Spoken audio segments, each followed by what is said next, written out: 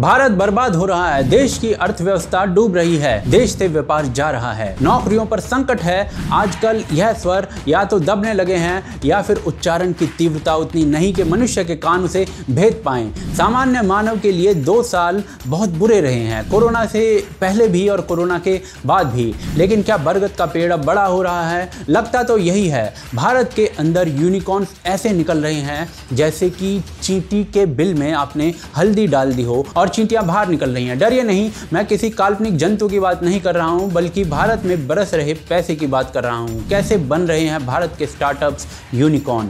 क्या इसमें सरकार का कुछ योगदान है? क्या कुछ रिफॉर्म्स हुए हैं या फिर इसके पीछे चीन है? कौन ठोक रहा है पैसा और आगे क्या होने वाला है? जीवन से भरी सूचना आज आपको देखने को मिलेगी। बने रहिए हमारे साथ। देखते रहिए आज की ताज़ा खबर।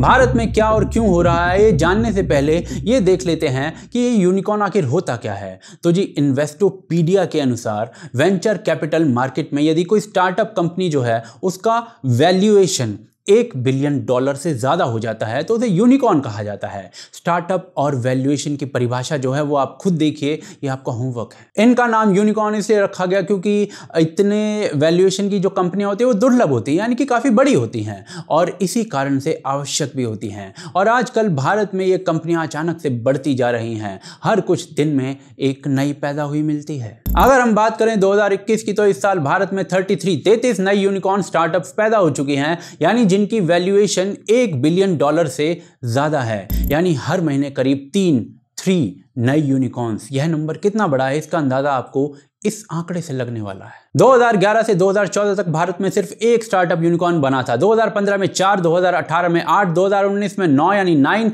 2020 में 10, लेकिन 2021 में पहले 9 महीनों में ही 33 नए यूनिकॉर्न्स पैदा हो चुके हैं और इसके 40 पार जाने की पूरी अपेक्षाएं हैं, यानी पिछले साल से 4 गुना ज्यादा। अगर दूसरी तरीके से इसे समझें तो पिछले 3 महीनों में भारत 10 से ज्यादा यूनिकॉर्न को जन्म दे चुका है, जो सिर्फ अमेरिका से पीछे है। लेकिन भारत के पिछले वर्षों के आंकड़े देखें तो ये नंबर 400% से भी ज्यादा है। अगर तीसरे तरीके से देखें तो इस नंबर को यदि हम देखें तो चीन 17 यूनिकॉर्न बना पाया है इस साल अब तक, और इस क्षेत्र में 2018 उसके लिए सबसे अच्छा साल रहा था, जब चीन ने 32 यूनिकॉर्न्स पैदा किए थे। हम ऑलरेडी 33 कर चुके हैं, 33 कर चुके हैं और 3 महीने अभी बाकी हैं और कई डिलीवरी लेबर रूम में होने के लिए तैयार हैं। लेकिन ये यूनिकॉर्न उपजाऊ पैसा आखिर आ कहां से रहा है? दूसरा अध्याय आपको बताएगा।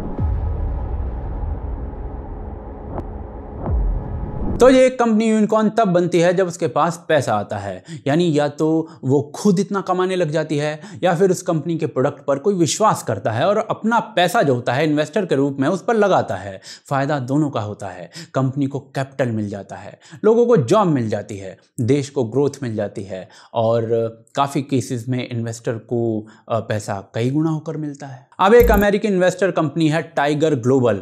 इसने भारत में 28 कंपनियों में पैसा लगाया, जैसे वेदांतु, क्रेड, कू वगैरह वगैरह। इनमें से 28 में से 14 जो हैं 50% यूनिकॉर्न बन चुकी हैं और कुछ आगे भी बन सकती हैं। दूसरी तरफ जापानी इन्वेस्टर कंपनी सॉफ्ट बैंक ने 12 भारतीय कंपनियों में पैसा लगाया, जैसे मीशो, अनअकैडमी वगैरह वगैरह।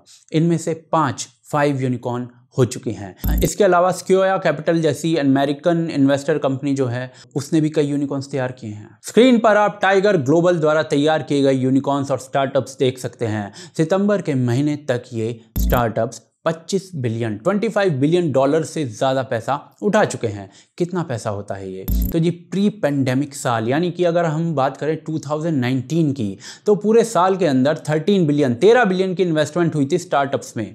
2021 में पहले 9 महीनों में ही उससे डबल हो चुकी है। यानी पैसा भारत के स्टार्टअप्स के बाद भर कर आ रहा है और ये कंपनीज जॉब्स भी पैदा कर रही हैं बड़े अमाउंट में। पर सवाल ये कि आखिर क्यों अमेरिका या कोई और इन्वेस्टर जो है वो भारत की तरफ पैसा फेंक रहा है? उत्तर आपको अगले अध्याय में मिलेगा। कई देशी और कई विदेशी इन्वेस्टर्स ने पैसा लगाया है भारत में, पर सवाल ये कि कोई अमेरिकी इन्वेस्टर जो है वो क्यों पैसा लगाएगा? क्योंकि उसे अपना पैसा बढ़ता दिख रहा होगा। भारत में क्या ऐसा कुछ हुआ है जिससे इन्वेस्टर का इंटरेस्ट बढ़ा है और उसे अपना पैसा बढ़ता हुआ दिखा है? क्या कुछ रिफॉर्म्स हुए हैं? तो जी 2019 सितंबर में एक निर्णय लिया गया जिसके अनुसार अब भारत में कॉर्पोरेट टैक्स जो है वो उसकी रेट जो है वो सबसे कम वाले देशों में है। 25% डोमेस्टिक कंपनी के लिए और 17% न्यू मैन्युफैक्चरिंग कंपनी के लिए। कृषि कानून कितना बड़ा रिफॉर्म है वो IMF के अध्यक्षा से पूछ लीजिए। वो बात अलग है कि राजनीतिक जो कारण है उससे इस पर 1 साल से बवाल है और कानून अभी तक इम्प्लीमेंट नहीं हो पाया है। 13 सेक्टर्स में PLI यानी प्रोडक्शन लिंक्ड इंसेंटिव स्कीम आई है। कुछ इंप्लीमेंट भी हो चुकी हैं जैसे कि मोबाइल फोन वाली, और इसी की वजह से भारत का जो मोबाइल फोन एक्सपोर्ट है वो करीब 250% से बढ़ा है। नेशनल इंफ्रास्ट्रक्चर पाइपलाइन जिसके अंतर्गत 2024 तक 120 लाख करोड़ का इंफ्रास्ट्रक्चर जैसे कि एक्सप्रेसवेज, पोर्ट वगैरह वगैरह बनाने का प्लान है और इस काम को तेज करने के लिए गति शक्ति लॉन्च किया गया है। इसके अलावा बैड बैंक नाम की एक संस्था का गठन हो रहा है जो कि बैंकों का जो डूबा हुआ कर्जा होता है की हालत को सुधारने का काम करेंगे। इसके अलावा टेलीकॉम सेक्टर में अभी कुछ ही दिन पहले बड़े रिफॉर्म्स आए हैं जो काफी समय से लंबित पड़े थे। वहीं deposit insurance and credit guarantee amendment bill वगैरह जो है और इंसॉल्वेंसी एंड बैंक्रप्सी कोड वगैरह जो है वो बैंकिंग सिस्टम को ठीक करने का धीरे धीरे काम कर रही है। वहीं digital infrastructure, digital payments, UPI की बड़ी सफलता जो अभी विकसित देशों में भी नहीं है। अमेरिका अभी भी डेबिट कार्ड, क्रेडिट कार्ड ही प्रयोग में ला रहा है और पेंडेमिक में अपने लोगों का जो पैसा उसको देना था उसके लिए करोड़ों चेक उसे बनाने पड़े हैं, पर भारत ने तो डायरेक्ट बेनिफिट ट्रांसफर किया था। इसके अलावा अकाउंट एग्रीगेटर, अब आप कहोगे भाई ये क्या है? तो जी लोन लेने में आपको महीनों लग जाते हैं, सब सही है, तब भी करीब करीब 7 से 10 दिन मानकर चलिए। अकाउंट एग्रीगेटर से आपको 5 मिनट में लोन मिलेगा। ये काम कैसे करता है ये कभी आगे के वीडियो में डिस्कस करेंगे, पर MSME के लिए क्रांति साबित हो सकता है जैसे UPI जो है वो पेमेंट्स के लिए हुआ है। इसके अलावा भी बहुत से रिफॉर्म्स आए, ये कितने बड़े और क्या अचीव करते हैं ये डिटेल में अगले वीडियो में मैं आपको बताऊंगा। पर क्या सिर्फ यही एक कारण है कि विदेशी इन्वेस्टर जो हैं वो भारत को एक अच्छी जगह मानकर कुछ पैसा लगा रहे हैं कमाने के लिए, या कुछ और भी छुपा हुआ है इस सब के पीछे? तो वो अगले अध्याय में देखते हैं। ऊपर कही गई किसी भी बात का मतलब यह नहीं है कि भारत USA या चीन से आगे निकल चुका है। हाँ, कुछ चीज़ों में हम आगे हो सकते हैं पर अभी बहुत काम बाकी है। लेकिन चीन का क्या हाल है? अलीबाबा के जैक मा के साथ पिछले साल जो हुआ वो इतिहास में दर्ज हो चुका है और ऐसा कई और बिलियनियर्स के साथ हो चुका है। इसमें इन्वेस्टर्स का पैसा डूबा।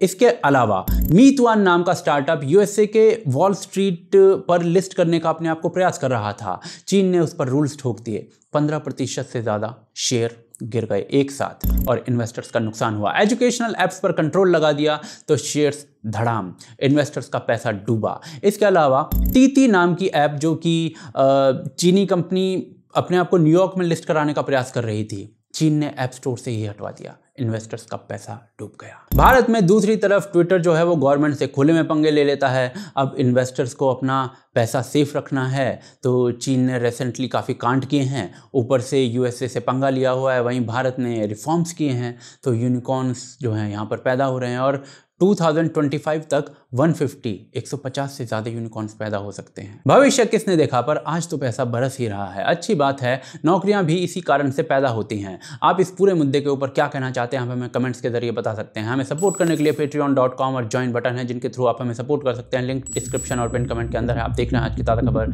जय हिंद, जय भारत।